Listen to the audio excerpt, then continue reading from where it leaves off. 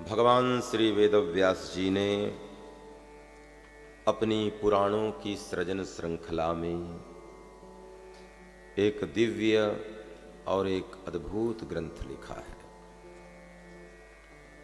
लेकिन लिखा किस लिए है? बोले यस्वानुभाव अखिल श्रुति सारमेकम। नारद जी की प्रेरणा से और भगवत अनुग्रह से एक अनुभूति प्रकट हुई उनके अंदर। तो जो श्रुतियों का सार है, श्रुति सारमेकम, उसे निकाल करके रख दिया। श्रुति कहते हैं वेद को, निगम कहते हैं वेद को। तो ये भागवत महापुराण का जो ग्रंथ है ये क्या है? बोले श्रुति सार, श्रुतियों का भी सार है। जैसे दुग्ध एक दिव्य पदार्थ है, लेकिन दुग्ध से फिर घृत निकलता है, तो घृत उसका सार है। ऐसे ही वेदों का सार श्रीमद् भागवत है। सर्व वेदे इतिहासानाम सारम सारम समुद्रतम सतु संस्रावयामास महाराजम परीक्षितम। भगवान वेदव्यास जी ने इस महान ग्रंथ में क्या डाला है? इस श्रुतियों का सार है जो हमें बड़ी सहजता से मिल रहा है।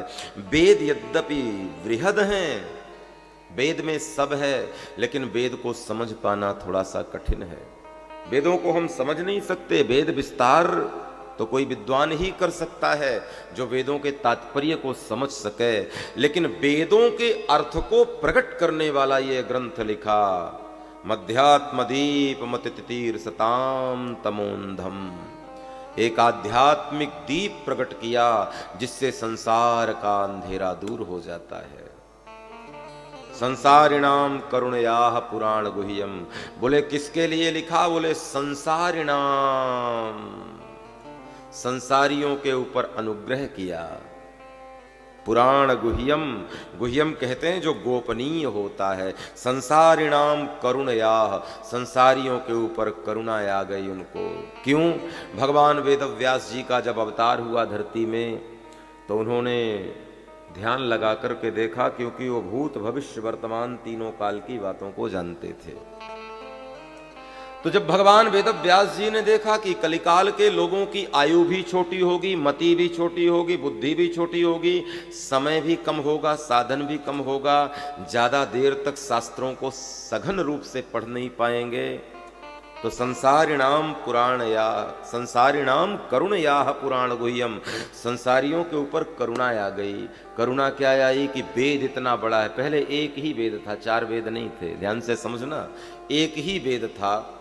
तो भगवान वेदव्यास जी हम संसारियों पर करुणा करने के लिए, क्योंकि वो भूतकाल, भविष्यकाल और वर्तमान काल तीनों की बातों को ध्यान में रखते थे, जानते थे, वो सर्वांतर्यामी थे, तो करुणा आ गई। संत तो करुणाशील होते हैं ना, और ये संत तो स्वयं नारायण के ही अवतार हैं। व्यास कोई और नहीं, व्यास भगवान विष्णु ही। व्यासाय विष्णु रूपाय। तो भगवान वेदव्यास जी सर्वांतर्यामी थे, त्रिकालज्ञ थे, तीनों काल की बातों को जानते थे। मन में विचार किया ये कलयुग आने वाला है, और कलयुग के लोगों के पास समय का बड़ा अभाव रहेगा। आप लोग तो फिर भी 4 घंटा यहाँ बैठकर सत्संग के लिए विराजे हैं, और मैं तो कहूँगा कोई अगर ये कहे कि आप भगवान की कथा को 4 घंटे दे रहे हैं, तो ये अविवेक है। 4 घंटे नहीं, वस्तुतः आपने 24 तारीख से लेकर 1 तारीख तक का पूरा समय भगवान के नाम कर दिया है। ये केवल 4 घंटे नहीं है।